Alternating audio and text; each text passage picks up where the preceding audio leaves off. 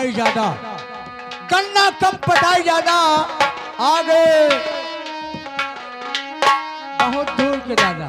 अच्छा 11 रुपए का पुरस्कार है। कहाँ लाया मेरा यार पहाड़ों में।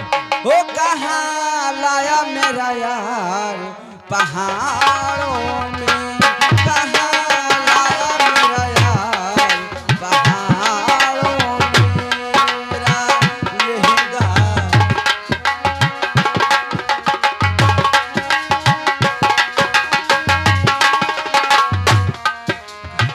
वो कहाँ लाया मेरा यार पहाड़ों में, कहाँ लाया मेरा यार पहाड़ों में। हेलो, ये आगे बब्बू मौर्य जी, बब्बू मौर्य जी मटेरियल नसीबगंज जय हो।